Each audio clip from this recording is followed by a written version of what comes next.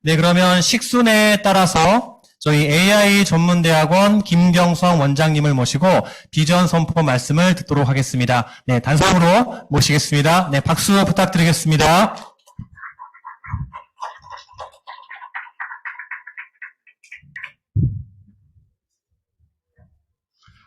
안녕하십니까. 이렇게 어시스트 AI 전문대학원 개원 기념 세미나에 참석해 주신 많은 분들에게 진심으로 감사의 말씀을 드립니다. 제가 작년 12월에 그 AI 전문대학원 원장으로 발령을 받고 굉장히 무거운 그 책임을 맡았습니다. 무거운 책임이라는 것은 우리나라에 AI를 전공하는 많은 대학이 있습니다. 또 우리 대학보다 사이즈도 크고 역사도 깊고 교수님들도 많이 계시고 연구 업적도 많은 대학들이 많이 있는 가운데 저희가 AI 대학원이 개원이 됐습니다. 그래서 저희는 이러한 정글과 같은 이런 상황에서 그런 일반 이 기존의 대학과 차별화되는 무언가가 있어야 되겠다 하는 중압감을 갖고 있습니다. 그래서 오늘 여러분들께 감히 어시스트 AI 전문대학원이 우리나라의 기존에 있는 AI 대학원과 차별화되는 그런 학교가 되겠다 하는 비전을 여러분들에게 말씀드리고자 합니다.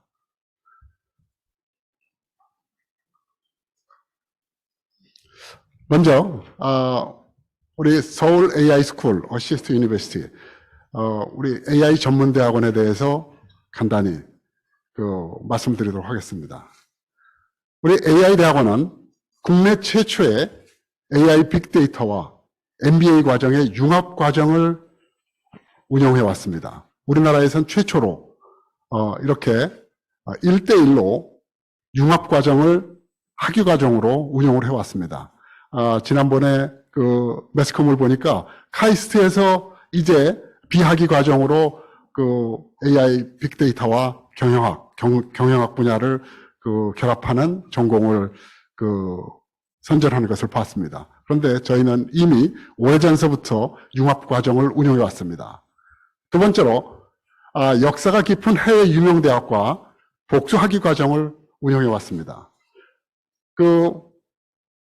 뉴욕의 스토리브룩 같은 그 대학, 그다음에 핀란드의 알토 대학, 또 스위스의 프랭클린 대학, 이런 각 나라의 유수한 대학과 우리 대학이 공동 학위 과정을 운영하고 있습니다.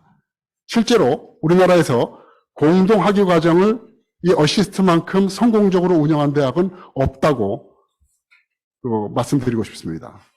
제가 서울교육대학교 총장으로 재직을 하면서 4년 동안 야심차게 운영한 공동 학위 프로그램이 있습니다. 한국, 중국, 일본이 교사양성대학의 그 공동 학위 프로그램을 만들어서 운영을 하려고 애를 썼습니다. 그런데 4년 동안의 성과가 한 학교에 10명 정도의 학생을 교환하는 데 그쳤습니다. 그만큼 행정적으로, 재정적으로 여러 가지 면에서 어려운 일입니다. 그런데 저희 어시스트에서는 이런 해외 유명 대학과 복수학위 과정을 성공적으로 수백 명 이상 성공시킨 이런 업적이 있습니다. 그 다음에 우리나라에 있는 글로벌 빅테크 기업과 교육 및 산학 공동 프로젝트를 실시하고 있습니다. 다시 말씀드려서 LG나 현대중공업, LS, LX, 한전, 농심, 농협, 우리나라에서 이런 유수한 기업과 우리 공동 프로젝트를 하고 거기 이런 빅테크 기업의 사원들을 교육시킨 또 학위를 준 우리 경험이 있습니다. 실제로 이런 대기업들은 매해 그 성과를 측정하기 때문에 한 번이라도 성과가 누락이 되면 바로 그 프로그램은 없어지고 맙니다. 그런데 지난 1998년서부터 여태까지 끊임없이 계속해서 산학협동 공동 프로젝트, 공동 학위 과정이 이루어졌다는 것을 말씀드리고 싶습니다. 그 다음에 우리 대학은 굉장히 유연한 조직을 갖고 있습니다. 그래서 기존의 그 교수님들뿐만 아니라 또 현장에서 현장 밀착 교육을 시키기 위해서 현장의 전문가를 교수님으로 강사로 모시는 이런 전문가 오픈 강사 시스템이 있어서 다른 대학보다 굉장히 유연한 조직을 갖고 있다고 말씀드릴 수 있습니다. 그 다음에 마지막으로 우리 벤처 스타트업 중심의 창업 지원을 강화하는 시스템이 있습니다. 저희가 작년에 중소기업 중기부의 그 액셀러레이터 이런 과정에 저희가 인가를 받아서 지금도 2주에 한 번씩 창업 과정을 도와주는 IR을 진행하고 있습니다. 이렇게 우리 대학은 다른 대학에 없는 아주 이런 유연한 조직을 갖고 있다라는 것을 말씀드릴 수 있습니다. 우리 AI 전문 대학원을 운영하는데 세 가지 아주 중요한 방향이 있다고 생각을 합니다. 첫 번째로는 실사구시의 정신으로 경영 의사결정 중심의 AI 교육을 한다. 다시 말씀드려서 실전형 인재 양성을 합니다. 다른 대학에서는 어떤 새로운 프로그램을 만들거나 새로운 프로그램을 운영하기 위해서는 굉장히 여러 가지 난관이 많습니다. 교수님들도 설득을 해야 되고 경영진도 설득을 해야 되고 학교의 조직도 있어야 되고 돈도 있어야 되고 굉장히 복잡한 과정을 거치는 데 비해서 우리 어시스 대학은 작지만 굉장히 유연한 조직을 갖고 있어서 회사에서 경영 의사결정을 하는 방식으로 결정을 내려서 금방 시행할 수 있다고 말씀드릴 수 있습니다. 두 번째로는 글로벌 리서치에 연계된 글로벌 AI 나리지를 접목할 수 있는 준비가 되어 있다는 것입니다. 이번에 연초에 여러분 잘 아시는 유다시티라는 나노디그리를 주는 기업과 저희가 MOU를 체결하고 지금 유다시티와 저희 대학이 공동으로 학위과정 프로그램을 만드는 그런 작업을 하고 있습니다. 유다시티에서는 여러분 잘 아시는 바와 같이 미국에서는 대학에서 받는 학위보다도 유다시티에서 얻은 3개월, 5개월짜리 나노디그리가 실리콘밸리에서는 더 가치 있게 쓰인다는 사실입니다. 그래서 우리는 만약에 유다시티에서 가르치는 내용이 우리 AI 스쿨에서 꼭 필요한 내용이라면은 주저없이 그 프로그램을 받아들일 준비가 되어 있습니다. 그런 유다시티의 나노디그리뿐만 아니라 마이크로디그리, 그 다음에 마이크로소프트, 구글과 같은 그런 회사에서 운영하는 프로그램을 얼마든지 우리 학교와 접목시키는 그런 지금 준비가 되어 있다고 말씀드릴 수 있습니다. 그 다음에 세 번째로, 운영 방안의 세 번째로, 붓캠프를 들 수 있습니다. 붓캠프는 학생과 교수, 기업, 이 공동으로 참여하는 프로젝트를 우리가 운영을 해오고 있습니다. 다시 말씀드려서 우리 복수학위 프로그램은 어떤 식으로 운영되느냐 하면 우리나라에서 2학기, 그 다음에 외국에서 1학기를 하면 총 3학기의 과정을 거치면 양쪽에서 학위가 나오는 그런 프로그램입니다. 그러면은 외국 대학에서 1학기를 운영하는데 5개 과목을 듣고 저 붓캠프를 통과해서 붓캠프에서 그 프로젝트를 통과를 하면 양쪽에서 학위를 받는 그 프로그램을 우리가 진행하고 있습니다. 물론 제가 말은 이렇게 쉽게 하지만 이런 프로그램을 운영하는 것은 정말로 쉽지 않은 일인데 저희가 오랜 기간 동안 벌써 한 20년 넘게 이런 프로그램을 진행해 왔다는 것을 말씀드리고 싶습니다. 그래서 우리 대학은 기존에 있는 AI 대학원과 좀 차별화되는 이런 전공을 만들어야 되겠다. 그래서 우리 내부의 교수진과 경영진이 심사숙고해서 이와 같은 프레임을 만들었습니다. 가장 파운데이션이 되는 걸로서는 iStatistics 랩이 있습니다. 그러니까 SPSS나 SAS를 능가하는 프로그램을 현재 개발 중에 있습니다. 그 다음에 빅데이터로 대변되는 데이터 사이언스를 우리 파운데이션에 두고 이것이 어느 정도 현장에서 잘 먹혀 들어가는지 어느 정도 준비가 되는지를 알아보기 위해서 디지털 리터러시에 관한 검증을 거치고 그 다음에 AI 스페셜리스트를 키우기 위한 여러 가지 분야를 뒀습니다. 즉 AI 빅데이터는 파운데이션에 있고 그 다음에 디지털 파이낸스에 대해서 우리가 신경을 많이 쓰고 있습니다. 블록체인이라든지 조세 금융이라든지 벤처 캐피탈 같은 AI 관련 분야를 우리가 개설하고 있습니다. 그 다음에 아주 특별하게도 디지털 헬스케어에 대해서 저희가 특화시키기로 결정을 하고 이 관련 교수님도 계시고 앞으로 이것에 대한 연구를 많이 하고 있습니다. 상대적으로 헬스케어 부분은 AI가 아직 접목되기 힘든 그런 부분으로 알고 있는데 저희 대학에서 특화시켜서 디지털 헬스케어 분야를 우리가 중점적으로 살리려고 애를 쓰고 있습니다. 그 다음에 뭐니 해도 AI라 그러면 누구든지 누가 생각해도 기술과 지식에 관련돼 있다고 생각을 합니다. 테크놀로지, knowledge. 이걸로 끝난다고 생각하는데 이미 그것은 챗 GPT가 전부 다 해결해 줍니다. 그 다음에 한 단계를 넘어서려면 바로 디지털 컬처, 아트, 필로소피 이런 문화적인 것, 예술적인 것, 그 다음에 철학적인 것이 그 다음에 수반되어야 된다고 생각합니다. 그래서 이런 AI 관련된 스페셜리스트를 양성하는 이런 과정이 있고, 그 다음에 우리 AI 대학은 원래 AI 매니지먼트 스쿨로 시작을 했습니다. 그래서 AI 매니지먼트 스쿨로 시작했기 때문에 처음부터 AI 과정이 생기면서부터 AI와 경영이 같이 어우러지는 전공을 우리가 지난 기간 동안 운영을 해왔습니다. 예를 들어서 AI 전략 경영의 경우에는 지난 2021년 기준으로 해서 한 130여 명의 졸업생이 있습니다. 그 다음에 AI 빅데이터의 경우에는 한 170명가량의 졸업생이 있었습니다. 그리고 작년 12월에 우리가 AI 공학석사 과정을 개설하게 됐습니다. 다시 말씀드려서 누구나 다 일반 대학처럼 AI 관련된 데이터 사이언티스트가 되거나 또 프로그래머가 되거나 이런 것은 일반 대학에서는 흔히 할 수 있는 겁니다. 그런데 좀 우리나라에 좀 다른 시장이 있다고 생각을 합니다. 기업에서 나는 데이터 사이언스가 꼭 되려고 그런 것도 아니고 프로그래머가 되려는 건 아닌데 난 AI를 우리 경영에 좀 접목시키고 싶다. 이런 수요가 많습니다. 그래서 AI 전략 경영 이 부분을 우리가 지난 2021년까지 많은 숫자의 이 졸업생을 배출했는데 이걸 보고 우리가 AI 제너럴리스트라는 타이틀로 AI를 경영과 접목시켜서 우리가 회사에 적용하는 이런 전문가를 양성하는 이것을 우리가 생각을 하고 있습니다. 그래서 어시스트의 AI 전공은 가장 기본이 되는 빅데이터 그 다음에 데이터 사이언스 과정이 있고 디지털 리터러시 과정으로 검증을 한 후에 자기가 원하면 AI 스페셜리스트 과정을 거칠 수가 있고 또 어떤 사람은 나는 데이터 사이언스나 스페셜리스트보다는 제너럴리스트로 AI를 회사에 적용하고 싶다. 이런 분들은 이런 융합 과정을 거칠 수 있도록 이렇게 전공을 마련하고 있습니다.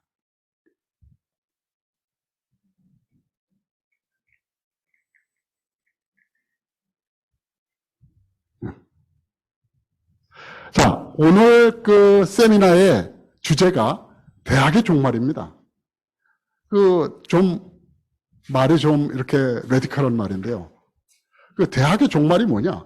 그러니까 작년 연말쯤에 나온 거대 AI는 챗 GPT가 우리 사회에 엄청난 충격을 주었습니다.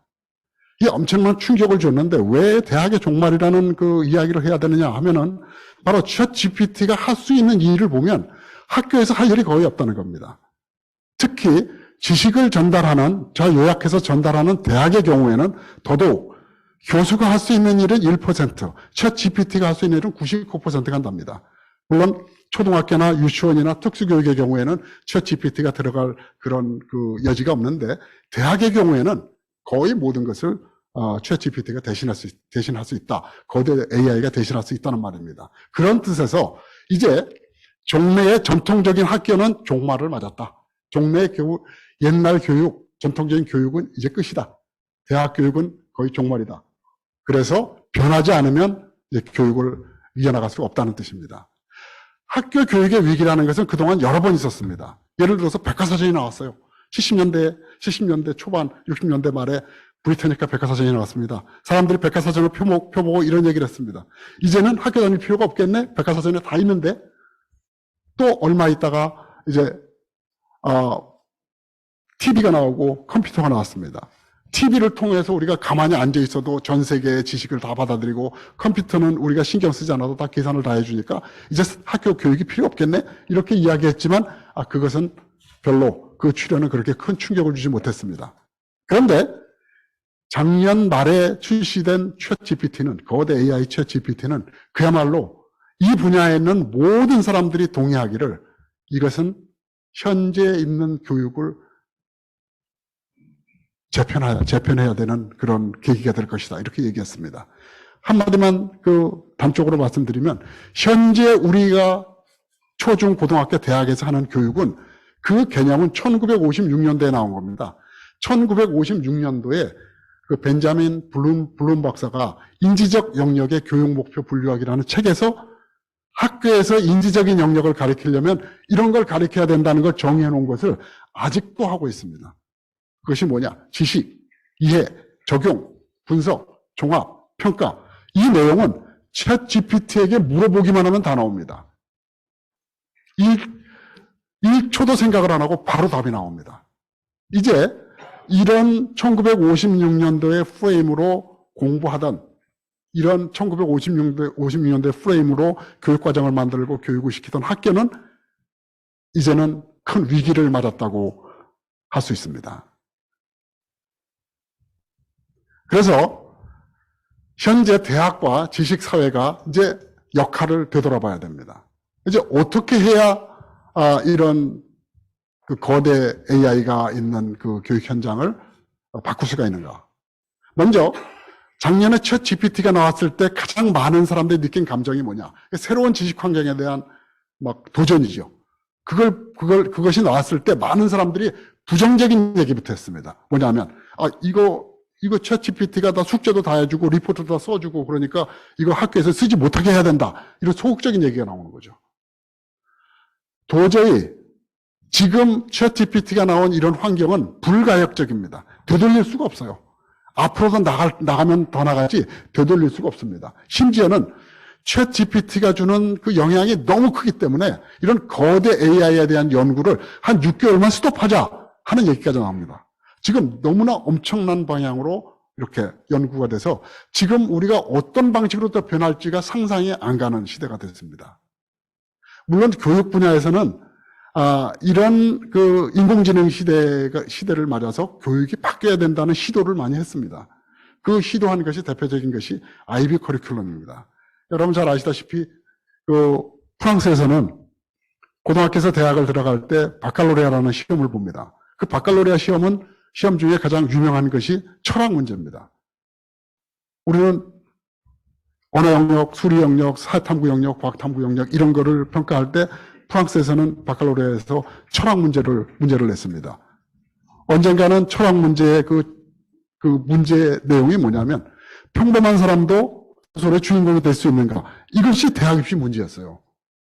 그러니까 철학적인 것, 사고력을 평가하는 것이 바로 대학 교육을 받을 사람을 평가하는 것이 되어야 된다고 그래서 그것이 굉장히 전 세계적으로 화제가 되고 지금도 우리나라에서도 그 프랑스의 바칼로레아 같은 그 시험을 만들어야 되지 않느냐를 이야기합니다. 그래서 이런 프랑스뿐만 아니라 독일에서도 그렇고 영국에서도 그렇고 이런 고등학교에서 대학교 올라가는 시험을 바꿔야 된다 하는 것을 전부 뭉뚱그려서 정리한 것이 스위스의 본부를 둔 IB, 인터내셔널 바칼로레아라는 그 기관이 이걸 만들었습니다. 전 세계 6,000개 고등학교에서 이 IB 커리큘럼을 가지고 공부하고 IB 커리큘럼을 갖고 공부한 졸업생들은 전 세계 어느 대학이나 가서 지원해서 갈 수 있는 그 체제로 되어 있습니다. 그 다음에 여러분 잘 아시는 미네르바 대학이라고 아시죠? 미네르바 대학은 교과서도 없습니다. 또 정해진 평가도 없습니다. 또 전부 다 토론식입니다. 샌프란시스코에서 1년, 그다음에 나머지 서울을 비롯해서 나머지 6개 도시에서 6개월씩 거주하면서 그 도시의 문제점이 뭔지, 그 도시의 문제점을 어떻게 해결하는지에 대해서 토론하는 것이 교육과정의 가장 큰 부분이었죠. 거긴 교과서도 없고 정해진 교육 내용도 없습니다. 또 온라인으로 강의할 때 가르치는 교수가 너무 말을 많이 하면 빨간불이 들어옵니다. 이제 교수님은 그만 떠드시고 학생한테 얘기하게 하세요. 학생이 토론을 안 하고 참여 안 하면 또 빨간불이 들어옵니다. 얘기하라고요. 하여튼 토론식으로 이런 운영되는 이 대학이 전 세계에서 가장 핫한 대학입니다. 미국에서 보통 인류대학이라 그래도 15% 내지 20%가 합격을 하는데 여기는 보통 지원을 하면 그 지원자의 5% 정도밖에 합격을 안 합니다. 그러니까 미국에서 현재 대학평가 1위, 또 우리 대학에서 운영하는 우리 대학평가에서도 1위, 전 세계 대학평가에서 거의 모든 부분에서 1위를 하고 있는 대학이 미네르바 대학입니다.